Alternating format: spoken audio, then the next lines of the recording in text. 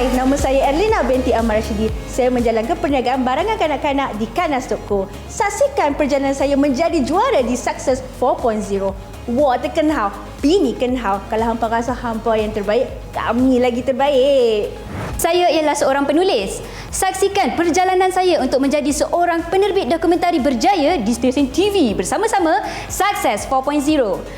Kalau cuak, buat je. Apa ada hal? Saya dikenali sebagai Khadijah MySight. Saya merupakan pengasas kepada syarikat pemula MySight yang merupakan sebuah platform digital untuk kesihatan mental. Jangan berhenti berinovasi. Saya Hafiz Nasir, pengasas tudung bawal tanpa serika Diva Scarf. Saksikan saya di Success 4.0. Diva, percaya untuk berjaya. Saya adalah seorang usahawan yang fokus terhadap inovasi dalam bidang teknologi dan aplikasi. Saksikan saya di Success 4.0. So watch out guys, wherever I go, I always win. Saya pengasas Sagu Gula Melaka Berperisa, Sagu Harti. Jangan lupa saksikan saya, usahawan kegemaran anda dalam Success 4.0. Buat tanpa henti, buat sampai jadi, buat sampai mantul. Tingkatkan minat anda dengan inovasi. Bersama saya, Nur Atirah Razali, founder, usahawan dan cikgu milenium dalam jahitan. Kami pasti berjaya. Saya pengasas Homeland Grocery. Saksikan saya di rancangan Success 4.0. Buat tidak berputus asa. Saya adalah founder kepada jenama Wow Sambal, sambal goreng daging tumbuk yang pertama di Malaysia. Don't be afraid to try. It's either you win or you learn. You win or you learn. Ya! Saya Zaim Hadi bin Miskam atau lebih dikenali sebagai Bos Miau, merupakan pengasas kepada EcoBag Malaysia. Cat litter pertama di dunia diperbuat daripada hampas kelapa sawit. Ingat Bos Miau, ingat 3 mesra. Miau, miau, miau, miau.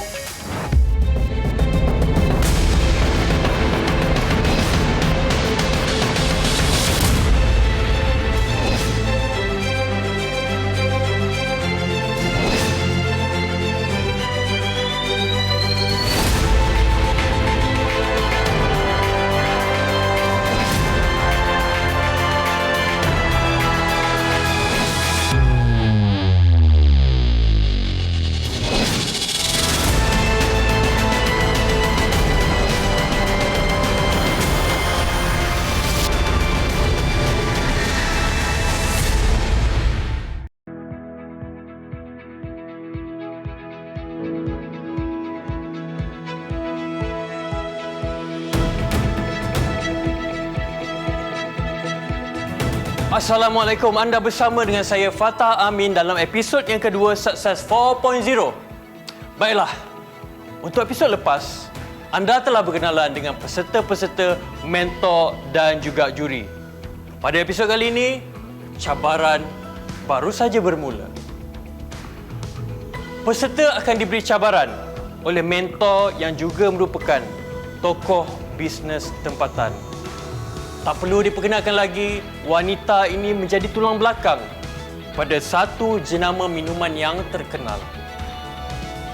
Mentor pertama kita ialah pengarah urusan kumpulan Carta Malaysia Sdn Bhd, Aliza Ali.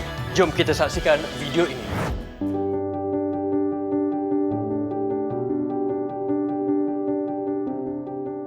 Saya rasa salah satu, bukan nak cakap rahsia kejayaan lah, tapi saya rasa salah satu sebab kenapa saya dapat kejayaan ini adalah sebab saya tak putus asa.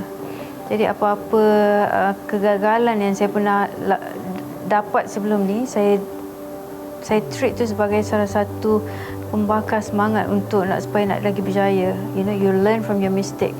Saya rasa itu sangat penting untuk new entrepreneurs, untuk belajar benda tu supaya tak senang putus asa.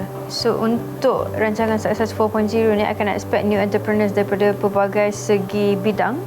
So mungkin ada yang dah menjalankan bisnes sendiri. So I'm very interested to see apa yang diorang buat dan tahap mana diorang dah sampai sekarang ni. Ya. To describe kejayaan sekarang, saya rasa it's a teamwork dan juga untuk menaikkan nama-nama anak-anak lokal kepada pesada antarabangsa. It's not easy. But I think in this company, you know, with Chatime, we take that challenge dan juga saya nak apa yang kita buat ni akan memberi inspirasi pada entrepreneurs Malaysia yang muda-muda ni supaya mereka nampak yang walaupun kita start here di Malaysia, kita boleh juga pergi ke persaudaraan antarabangsa juga.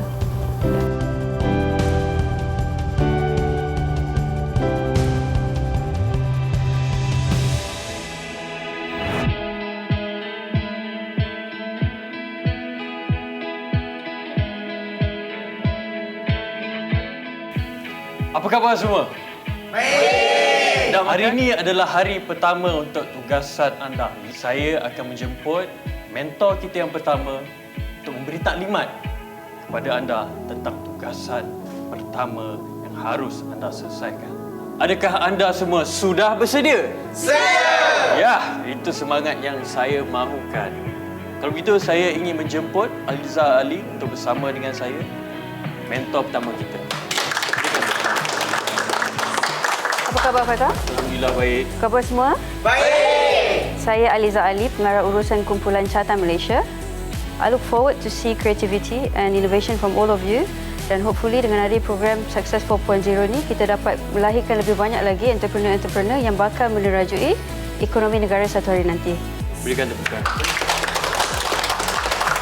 Itu dia sedikit ucapan daripada mentor pertama kita. Tapi apakah bentuk cabaran yang bakal dihadapi oleh semua peserta-peserta kita? Kalau nak tahu, kita kembali selepas ini.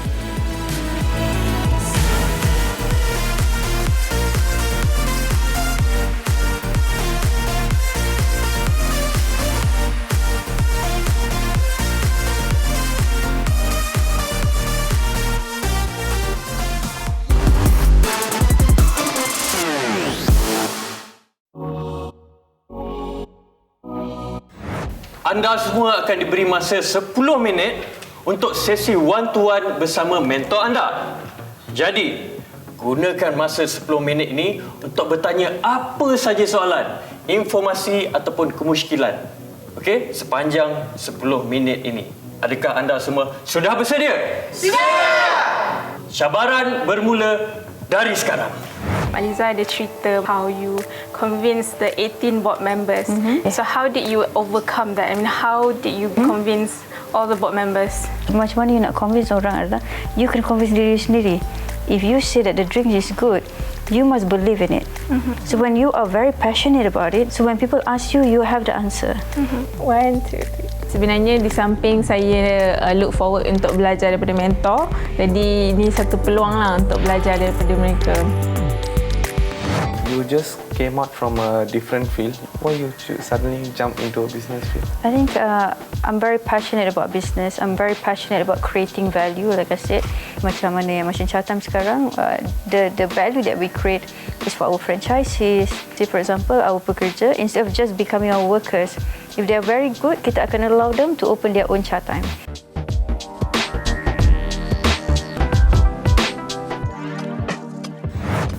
There has been a lot of misconception in being your own boss, having your own business. From your own point of view sendiri, and what is that one most common benda yang orang selalu salah faham about being your own boss? Misconception dia adalah orang rasa kerja sendiri ni adalah paling senang sekali. So itu adalah misconception di mana to start a business is not easy. It needs a lot of sacrifice dari segi duit, dari segi masa. Kalau waktu COVID, as for Chatham, we did very well sebab during COVID, sebab lagi ramai orang order online. But ada business yang suffer. So those are the hardship that people tak nampak. Do we go strong locally or we just go abroad? I think what you do is because you're homegrown Malaysia kan. Salah satu benda yang important is your connection. You know, connection, and also in order for you to knock doors here is so much easier. Kalau you nak approach abroad, you can, but you have to have a good partner. Or there's always going to be some property developer that say, hey, you know what, this is a great idea. I'm just going to take the whole idea and make it bigger than him. So that would be a possibility of people hijacking your idea, which happens a lot in your industry actually. But you have to be very creative about it.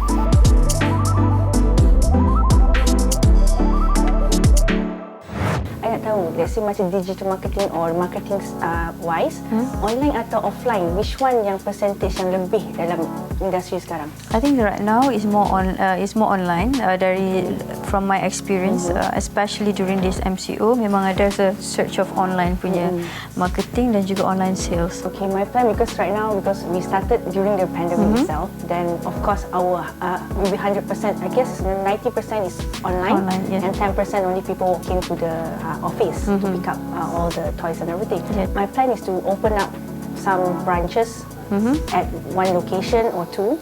So I just thinking of, should we do that or should we still focus on online and grab, because online can go far, we can attack Brunei Everywhere. as well, everywhere, not only nationwide. So what is your suggestion on this part? So if I were you, I'll get together with party planners. Okay. People who create parties for kids and all that. So what you do is you let them use this thing.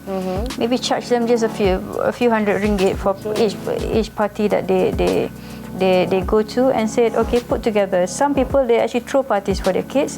So instead of just balloon like that, so you have like inflatable pool, you have like inflatable house. Hi Aliza, I'm your fans. Anyway, I am so glad to be here. I'm selling the bawal and tudung-tudung biasa. However, I inspired to ask you how to be successful as you are, because I want you to join my movement to be the movie marketplace in future if you're ready. Can you give the feedback on that? Actually, what we have is that we do have moving trucks that we work. Usually, we cater to all the events. Jadi, what you're doing is a good thing. But the thing about it is that like you said, you've got to create a movement di mana, say for example, it's either your brand is really well known, where people akan datang untuk nak dapatkan itu, ataupun you create the value first. Like I said, create the value where people are looking for you. Saya sentiasa melihat pada potensi dan kualiti. I'll be the best. So, saya cuba untuk cope dan semangat ni supaya sama level lah at least. Sebab saya tak boleh nanti overconfident. Tapi saya take up as challenge. Mungkin itu cabaran untuk mudah saya menang. Berapa kali you pivot the business model until dapat kepada yang betul-betul? Banyak kali. Masih lagi bertukar-tukar sekarang. Maksudnya kita kena reflect to the market, adapt to changes. I say one of the most important thing adalah adapt to changes. Kena persediaan dari segi mental, kena terima apa yang akan datang, kita tak tahu apa dia, cabaran dia. So bagi saya sebagai usahawan ni, memang kita kena sediakan mental kita daripada awal, tak kisah apa pun yang akan melanda lah. So my product is niche market. So kalau macam Aliza sendirilah berada dekat situasi saya kan. So macam mana Aliza nak nampak, so nak wide, nak expandkan the market tu kan. So sedang kita tahu tak ramai orang bela kucing dan tak ramai orang suka kucing. Tapi bagi setengah-setengah pembela kucing ni, mereka rasakan bahawa kucing ni macam baby mereka tau. Betul. So mungkin kalau Aliza kat tempat saya kan, so saya nak tahu juga sudut pandang Aliza macam mana untuk benda. Okay, one of the things is bila you specialize macam itu, you kena tahu you are limiting your market. So if I were in your position, you boleh nak buat kiranya litter untuk kucing sahaja. Tapi kalau you are strong dalam your online punya marketing dan sebagainya, orang akan cuba nak cari cat litter, orang akan cari dog litter, orang akan cari litter untuk hamster. Ya, betul. So don't just focus on just cat litter, because just cat litter it's going to be a bit difficult. Okay, Assalamualaikum. Hai, saya Bos Miao. Berjumpa bersama dengan Aliza. Aliza, have any words? Good luck Zaim and Boss Miao for the show Success 4.0, and I hope you get to show your true colour, your good true colour, and your creativity and your potential to the whole team, and I hope you get to win the show. When you start to think that you want to join in business? Okay, so basically when I graduated, what I did was bila I nak start tu, I wanted to obviously you need to find some money in order for you to start business. So I worked with an oil and gas company. Then after that, I always knew since the very beginning that I will start my own business. It's just a matter of what journey I will go through. So jadi I already set my mind, one day I'll have my own business. Cuma to reach that, you have to find some money, you have to do all those things. So that's why I work for people first to get some experience and all that. Then after that, I actually started my own business. Nak tanya macam mana Haliza boleh come out dengan ataupun boleh join Chatime ni as a business untuk Haliza? Sebelum tu saya buka benda-benda lain. Tapi bila saya nak buka Chatime ni adalah saya nak satu bisnes yang senang, yang boleh menjaga bisnes tu, ada sistem yang boleh menjaga bisnes tu sendiri tanpa rely pada seseorang. Maksudnya kalau kita tukar orang pun tetap bisnes tu berjalan. So, jadi itu adalah the importance in creating a business yang dia tak rely on seseorang. Especially for new entrepreneurs and all that, business franchise ni adalah business yang lebih senang untuk kita belajar untuk nak start business ya. Much better. Macam persediaan saya mau tu macam minta support kawan-kawan, support lecturer, kawan-kawan universiti tu semua, follow up saya punya journey dekat dalam ni supaya nanti saya boleh terus sukses lah. Selesai sudah sesi one-to-one bersama mentor. Tapi sebenarnya selepas ini ada cabaran lain yang bakal menanti peserta Sukses 4.0. Kalau nak tahu apakah cabarannya, kita kembali selepas ini.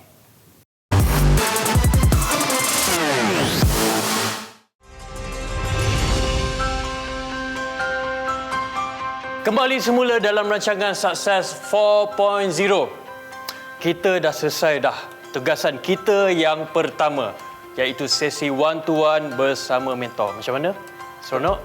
The best. Terbaik, the best, bagus. Itu yang saya mahukan. Saya tahu anda semua dah penat, dah dahaga. Saya nak mempersilakan anda semua untuk minum air Chatime yang berada di depan anda. Boleh? Jangan berebut, semua dapat. Boleh terus minum.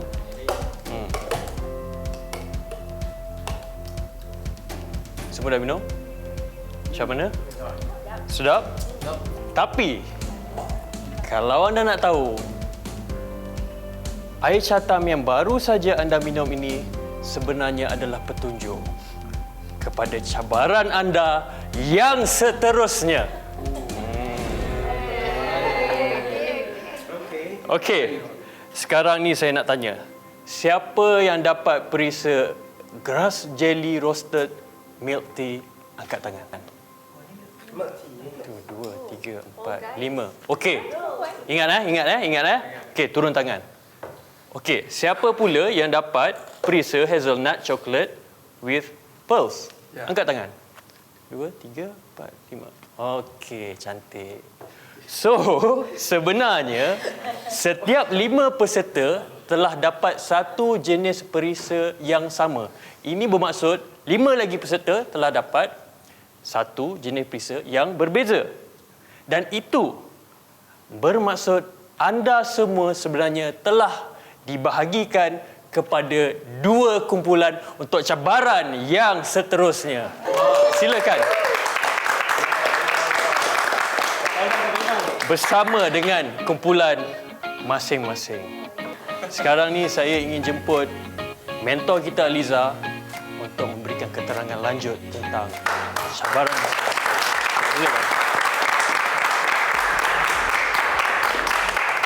Okey, terima kasih Fatah.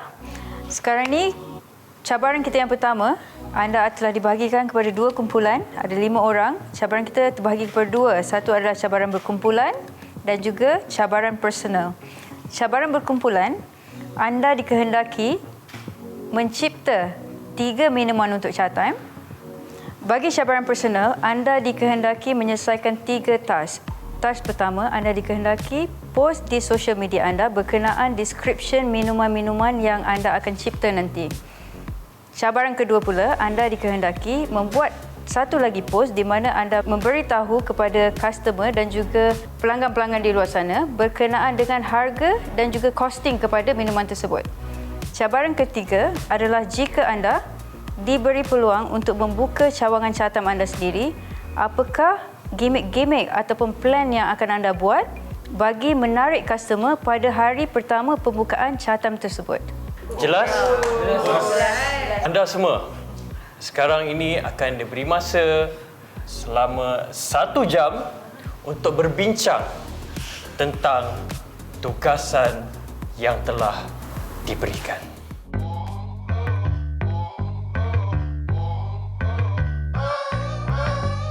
Kita orang tengah bincang tentang flavor apa yang the best untuk kita pilih. Kita orang ada banyak sangat idea, tapi kita orang hanya boleh pilih 3 je flavor yang terbaik untuk dipersembahkan dalam cabaran kali ini.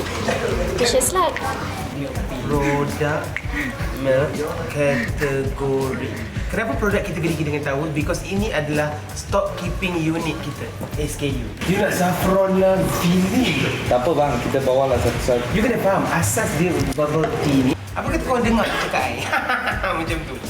Tak sekarang ni kita tak tahu apa produk kategori. Tak boleh. Dry lemon mana boleh makan. Tapi sebenarnya tak boleh makan. Tak boleh makan lah. So ini dua bukan topping. So sekarang ni kumpulan kami dekat sini ni lepas dapat tugasan, so kita memang semua ada banyak idea. Seronok nak bagi idea masing-masing, tapi apa yang sekarang ni masa kita terhad, so apa yang kita buat, kita berikan fokus kepada kekuatan masing-masing. So maksudnya macam dalam tim kita ni ada yang memang selalu minum tea chat time kan. So dia dah tahu dah dia punya flavor, everything semua, and then the product knowledge is very well known by them. So why not dia orang yang pergi fokus dan cari apa produk-produk baru yang kita boleh growkan. Tapi kita tak bincang lah macam saya kena menunggu daripada pihak tak perlu tunggu. Tak perlu tunggu. So saya kena cari apa yang patut. Yang basic. Okay. Milk, tea, coffee, how much sejuk ataupun yang panas. Sebab harga cup beza-beza. Sekarang saya nak research yang lain. So ada yang pakar dalam bidang pengiraan, so kira costing dan sebagainya, so kita pecahkan pada costing dan sebagainya. Macam saya dengan Zika, kita tengah buat untuk teaser. So daripada segi marketing, so daripada segi makluman kepada nak bagi awareness dekat orang ramai tentang our new product. And then kalau macam Erlina dan juga Khadijah fokus dekat kita punya new product development. So after this, and then kita akan collect all data, so kita akan discuss so mana satu yang lebih baik untuk kita ambil, dan kita cari kata sepakat lah untuk benda tu.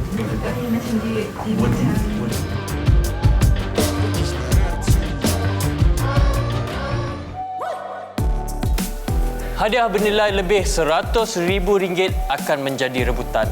Tempat pertama akan membawa pulang RM50,000, tempat kedua akan membawa pulang RM30,000, manakala tempat ketiga akan membawa pulang RM10,000. Bukan itu saja, peserta yang lain juga akan membawa pulang RM2,000 untuk setiap seorang.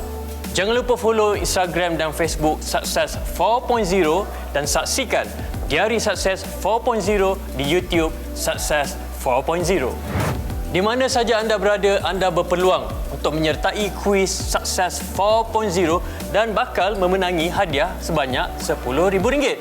Caranya senang saja, pergi ke Facebook Sukses 4.0 seperti yang tertera di kaca TV anda.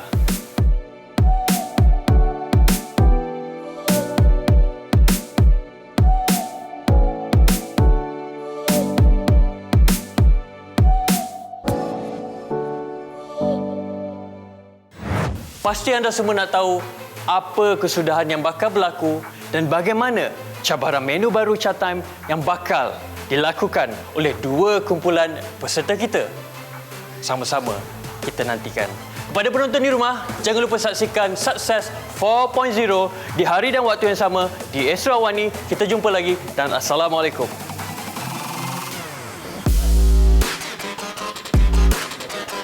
Bang, lagi satu kali bang. Just keep dreaming and be passionate about what you do and just keep going for your dream. Asalnya betul lah kan. Kan semua pun sama je angle kan. Okay. Kita nak go. No, I'm okay. I'm gonna say good luck to Bosnia. Okay. Thank you. Okay. So those are instant sales for you because the thing about it is these are the people yang akan